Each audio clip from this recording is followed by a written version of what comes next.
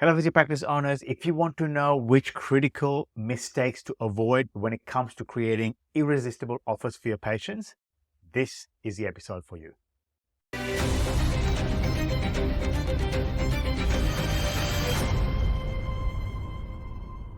Hello, and welcome to today's episode. It's called Common Mistakes in Creating Offers and How to Avoid Them.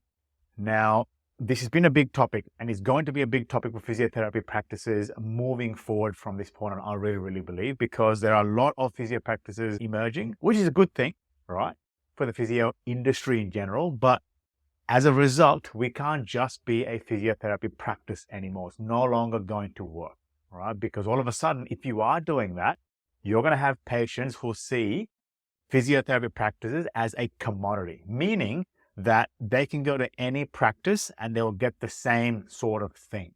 And you can't afford to do that if you want to be the number one practice in your area, right? And done correctly, even, all the practices in any area can be truly unique and attract a certain kind of patient, right? So this is going to be very important moving forward. But in saying that, there are a lot of mistakes a lot of practice owners that I see make when it comes to creating truly great, irresistible offers that the patients really have a lot of trouble saying no to, right? So what we're going to do today is go through the common mistakes that I see and how you can avoid them in your own practice if you truly want to take your practice to that next level, okay?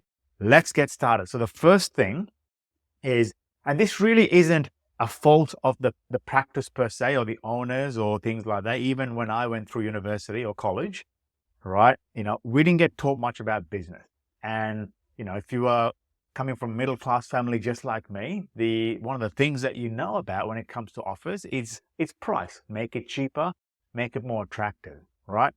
But the reality is when it comes to being a really great practice, you just can't do that. You just can't make it just about price, right? Because if you really think about it, if you make it about price and price only, right, that war can only go one way, which is down. You're going to have to keep lowering the price to a point where it's going to be zero, or maybe you have to give people money to get them to come to your practice. It's not going to work.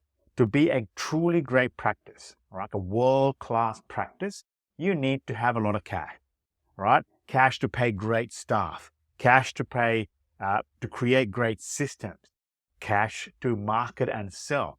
You need to have these things from a business standpoint to keep growing. And you can't do that if you focus more on the value that you give your patients.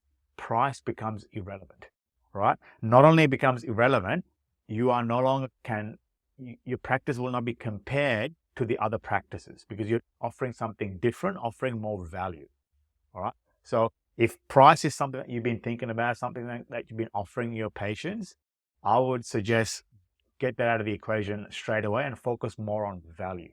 All right, that's a big thing, probably the biggest thing. All right. The other thing is knowing your patient avatar. Now, what I mean by this is, the patients that you have in your practice that make it really easy. In other words, the patients that you really want in your practice.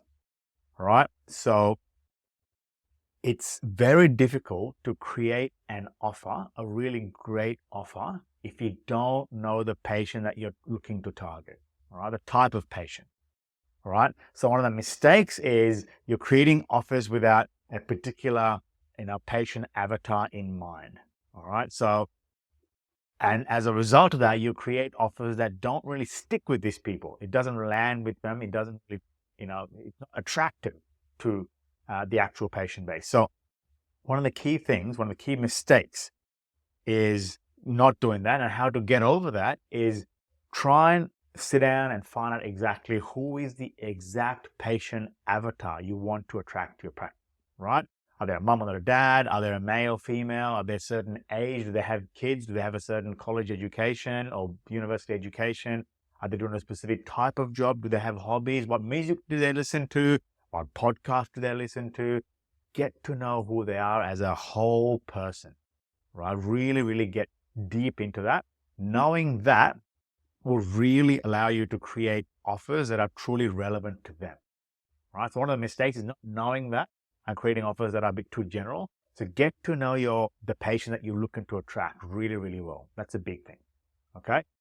So part of that becomes really a lot of research before you create an offer. All right. So often what I see physio practices and owners tend to do is they go into this sort of tailwind and panic of, we need to get more patients in, let's go create an offer, right? But what that does is it dilutes the message, and it breaks up the message you're trying to put out to the world, right? So people tend to get confused as to where you truly stand in the physio marketplace as a practice, right? So instead of doing that, slow down. You know, one of the quotes that's coming to me right now is, I'm a big fan of Gordon Ramsay, and he always goes, if it's not a 10 out of 10, don't put it on the plate, right? And what I get, and what he means by that is, if you truly don't know that this is going to serve the purpose to its highest level, don't put something out there. Don't, you need something out there, or panic, because it's going to confuse people, right? So do a lot of research. Take the time to do the proper thing. Like I say, create the avatar, know what they're doing, ask them questions, what they're looking for, what they're looking to avoid, all the things, all right? Then you can create an offer, right? So asking the right questions become very, very important, all right? So some of the questions, think about, what are they looking to achieve? In other words, what's their dream outcome by coming to your practice? Ask them that to the most detail possible. Then it could be something like, I want to start playing football in 6 weeks for this many sessions, having not to do many home exercises. I still want to train, and I still want to do this. To get to know the detail, real detail, including what they want to avoid. Right? I don't want to have this many sessions, or I don't want to go through all of these exercises, or I want to do it easily, or whatever it is. Find out what they really want and what they're looking to avoid. Then you can create truly irresistible offers out of that. Okay, because you're doing the research. So do the research. Don't just put an offer out there because you feel like you have to. Take the time. Okay. Now, the other thing is danger of generic offers. Now, this really goes again with not knowing who your patient avatar is and doing enough research around it, right? So if you put a general offer out there, it might look good, but it's not specific enough. Therefore, it doesn't really, you put an offer out there to please everyone. And by doing that, there's a big chance you're pleasing no one, all right? So generic offers are something that's not going to work. So get really specific, all right?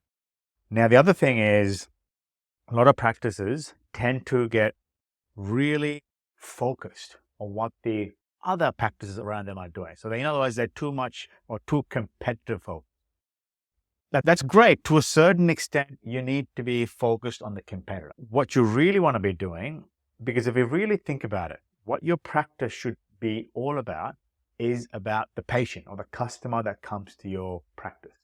Your primary focus should be, when it comes to especially offers and generally doing anything, right? The primary focus should be on the patient or the customer. So I see a lot of practice owners, they see all these other practices doing all these crazy things or offers, or they're buying this equipment or whatever it is. They tend to sort of react to that and almost keep up with that, or do things because a competitor is doing something. But that is not truly in alignment with what your patient truly needs. And if you do that, you're always in if you're chasing the competitor, you're sort of always in a loop of trying to keep up. You might feel like you're one step behind. The only way you can get one step in front or ahead is if you focus fully on the patient. Know about your competition. It's important to know what they're doing. It might give you a few ideas that you're not doing, sure, all right? But be more customer focused. Ask them the questions, focus the energy on them to find out what they need, what they deeply need, and what they're deeply looking to avoid. That's the focus. You're trying to align all your resources in serving your customer, all right? Then everything else falls into play, all right? Now, playing it too safe with the offers. Now, what I mean by this is, especially when practices are starting out to put out offers to the patients, they want to put something out there, which is a good thing, right? You want to get started with it. But a lot of the offers that I've seen are offers that they are going to get with their patients anyway. For example, I'll give you an offer example, all right? And this is a safe example, right? If you don't see any noticeable improvement within 3 sessions, blah, blah, blah, whatever the offer is, right? It is extremely unlikely that if you're a quality outfit of a physio practice, or whatever you're doing, you're going to have some sort of improvement within that 3 sessions, all right? That's not really an offer. That's just playing it way too safe. So one of the things I keep saying is if you'll know you'll have a truly powerful offer, all right? As a practice owner, you have trouble sleeping at nighttime, all right? Because the offer is very, very strong. That means you put yourself on the line for the patient, all right? You know that this is a great offer. You're wondering, man, can we deliver on this? That's when you know you have a good offer. So playing it too safe is not going to be an offer. So make sure whenever you're putting in there, all right, you know that your patient base and your customer base will respond to this. You know it's something really attractive. You'll know it because you'll feel uncomfortable. You're putting yourself on the line here, right? So playing safe, not going to work, all right? Overcomplicating your offer. Now, one of the biggest things I see pretty much all through the website, the physio website, or just in general communication is because obviously physios tend to be, pretty well educated, very medically educated. Unfortunately, that sense of higher education can seep into the language even on a website, in this case, even an offer as well.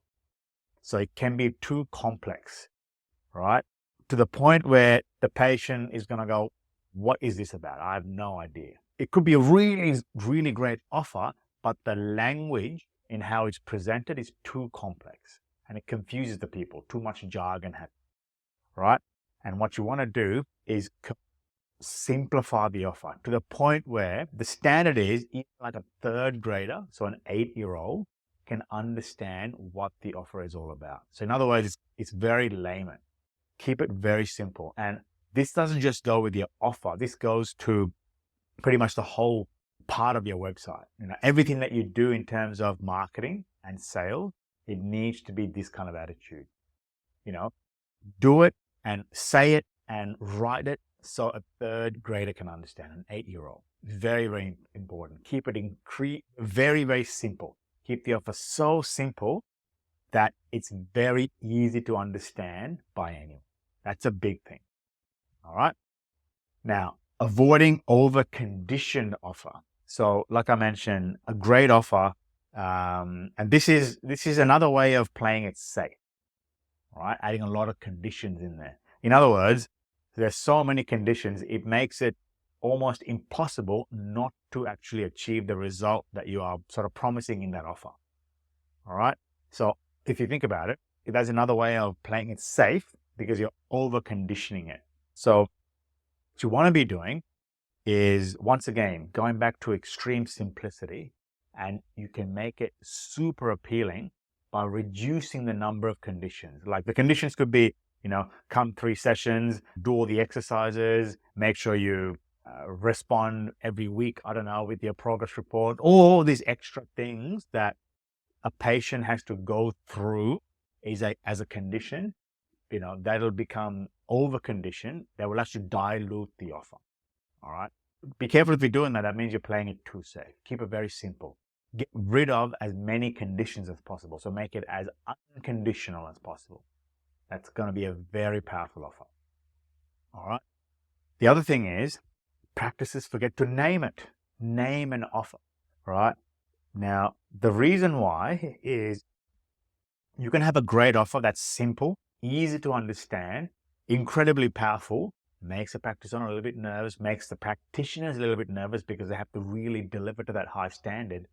But when it comes to marketing that offer, which is very important, right? You need to try and get new patients over.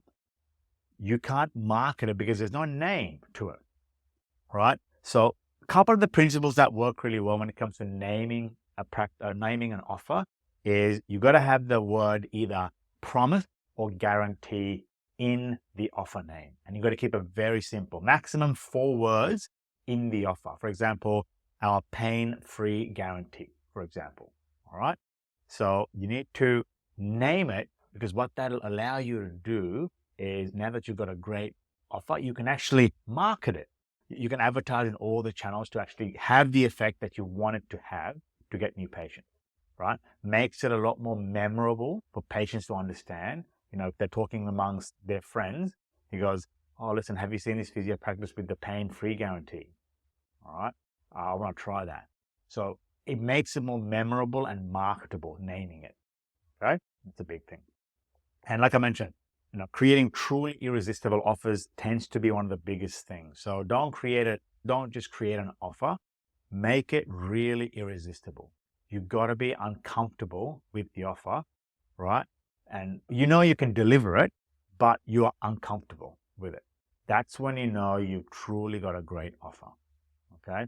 That's very, very important. So don't create a vanilla, boring an offer. You might as well not create one. Make it very, very irresistible, truly irresistible to your patient. So I hope that was useful. All right. It's a very powerful way to make sure that you have the right offer in front of your patients. It's a very big thing if you want to take your practice to that next level. You know, hire that extra 3 physios or whatever that is. This is going to be one very important part of it. So if you found it useful, there's things like this on our website, physiomarketing.co. That's .co. So physiomarketing.co. Head down there. There's a lot of articles, a lot of podcasts, a lot of things to download. Or if you want some help, who's done this before in terms of scaling physio practice and really helping it grow, you can book a call with us as well. Like I mentioned, head down to physiomarketing.co, and we'll see you next time.